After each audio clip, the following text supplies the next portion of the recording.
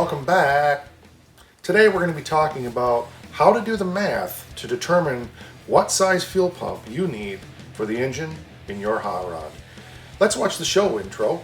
I'll see you in 30 seconds. I'm Mines, and this is My Car's Shop.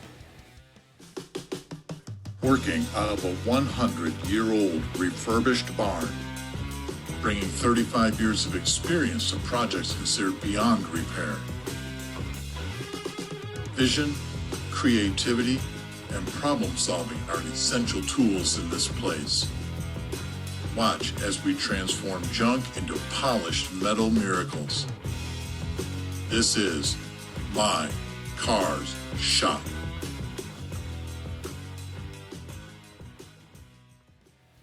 So we're continuing on with our discussion about fuel pumps, and there's a bit more information that you need to know, more than just in the last session that we talked about fuel pump types and where to install them in your car. You also need to know what size pump do you need and how are pumps rated. Now there's two different ratings for pumps, liters per hour and gallons per hour. If you want to know how to do that conversion, you can look that up. I'm going to stick with gallons per hour because I'm old. The number one thing to be watching for in sizing a fuel pump is its flow. How many gallons per hour does that fuel pump flow? But here's the problem.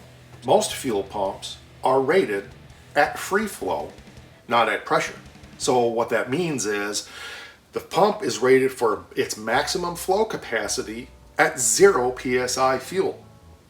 Now that's a problem because none of our cars should be running 0 psi fuel. So it's also important to know what is the actual at pressure flow of a pump. So this is an 80 or an 85 gallon per hour pump. However, it doesn't flow that at pressure. So if your fuel system's at 8 psi, that flow is less. I actually went ahead and did a bunch of homework ahead of time because these are formulas that I don't use every day anymore. I used to, and I used to know them off the top of my head. But like I said, I haven't done this on a daily basis for 20 years. But I did want to go back real quickly and talk about that pressure versus flow. So if you have a pump that has 0 pressure on this curve, and this is 10 pounds over here, its flow, let's say it's 85 up here, and it diminishes as it goes, its flow is going to decrease the higher that fuel pressure gets. Now that probably is exaggerating, but because it's holding it at pressure, it's going to be losing its ability to flow. So you need to know what the pump you're sizing is rated for at the pressure of your fuel system. And this applies to any vehicle, whether it's carbureted or EFI or doesn't matter. Now I'm going to take you through the formula to determine that, and then I'm going to give you the cheap and dirty. So don't go away, because at the very end I'll give you the quick guide that I use for doing this. But I want you to have a bit of an understanding of the science behind sizing a fuel pump. So first of all, we need to know, based upon the type of fuel we're using, what its brake-specific fuel consumption is. Now, I'm not going to take you through the formula here because it's not necessary, but we do need to know what its brake-specific fuel consumption per horsepower per hour is. And in the case of gasoline, that number is 0.50. In the case of E85, it's 0.70. And in the case of methanol, it's 1.0. Now, we're not going to work with E85 or methanol, but those are the numbers that are used. Let me clarify that. I don't think I was clear. Brake-specific fuel consumption is the amount of fuel needed per horsepower per hour, and it's measured in pounds. So 0.5 pounds per horsepower, 0.5 pounds is required per horsepower for gasoline. So hopefully that makes some sense. So if we had 1,000 horsepower, we know that it would require 500 pounds of fuel per hour. So again, to reiterate, it's 0.5 pound of gasoline per horsepower per hour. So let's look at the math. So to calculate how much an engine uses, we want to take its horsepower times its brake specific fuel consumption, in this case gasoline at 0.5, will give us the pounds per hour of fuel. So I just used 1,000. We'll start with that because it's an easy number. So we'll go 1,000 times 0.5 is going to give us 500 pounds of fuel per hour. Okay, so let's see what that equates to. So we know that we got 500 pounds of fuel per hour, and gasoline weighs about 6.25 pounds per gallon, and that number, 500 pounds divided by the weight of the gasoline, is going to give us the gallons per hour. So let's do the maths. So I've got my handy dandy calculator on my phone, and we're going to take 500 divided by 6.25 equals about 80 gallons per hour. So we're converting pounds to gallons, and 1,000 horsepower requires about 80 gallons per hour. Now, I don't know too many of us that have 1,000 horsepower engine, so let's bring these numbers down and make them a little bit more realistic for us. Let's go with let's go with 300 horse. That's a pretty good number. So 300 times 0.5 should be 150. So 300 horse engine times 0.5 is 150 pounds of fuel. So we're going to bring our 150 down here.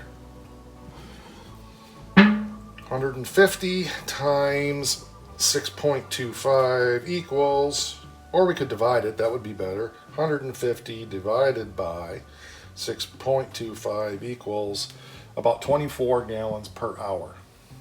That's not a lot of fuel, is it? For a 300 horse engine? Now, when I was doing this every day, I didn't go through this. I had this punched into a spreadsheet so I could check numbers, and I had to have all my maths and everything done right. But I like quick numbers. I like something that I can just use to give me a quick ballpark estimate of what size fuel pump and how much horsepower will it support at pressure. So that is one thing I want to mention is, remember, 24 gallons is at pressure. So if you have 6 psi, this pump might be rated at 35 or even 40 gallons per hour free flow. So you need to know not just what it is at free flow, but what it is at pressure. So again, very important to remember that. So at 6 psi, this needs to flow here. So we might be looking at a 35 gallon pump, 40 gallon pump. Don't know for sure. The higher that pressure goes, the lower the flow is going to be. But I'm lazy, as I said, and I always wanted to just be able to go, well, I have a 100-gallon pump. What will that support for horsepower? 100 gallons is a lot, obviously. And we wanted to know, again, at pressure. So let's pick something smaller. Let's pick something like, let's pick our 24-gallon pump. So I have a fuel pump that flows at my 6 psi, 24 gallons per hour. I know by doing maths that I can use a number of 12.5 to give me the horsepower that that's going to support. So let's get our little calculator out. 24 gallons per hour times 12, 20. If I knew how to use one of these, it would be great. 24 times 12.5 equals 300 horse. Look at that. Imagine that. It's circular reasoning, right? This number here is actually the number that I use in my head. Nope, I'm lazier than that because I like to give myself some margin. And again, I'm ballparking just to get an idea when I'm doing a build what size pump I'm going to want. So the number that I use is probably 10 because it's easy to go. A 24-gallon pump is going to support about 240 horse at pressure. So I like to oversize my pumps a little bit because there's nothing worse than starving an engine for fuel or running your fuel pump right at the limit. So this is only for in my head because I can't ever remember 12.5. I use the number 10. Okay, I know that'll support about 250 horse. So I'm going to probably pick a pump at pressure that's going to be about 30 to support 300. So you see my reasoning there. So 30 times 10 equals 300. And that gives us our 300. And I know that this pump here, this 30-gallon pump at pressure is going to be with plenty of margin, plenty of room to support that 300 horse engine. Now, we're obviously just grasping at straws unless we put our engine on a dyno to know exactly how much horsepower. So all of this is really just kind of like grabbing handfuls of air, and yet you've seen that I still like to do the math and estimate. Now, I have another formula for calculating indicated horsepower of an engine.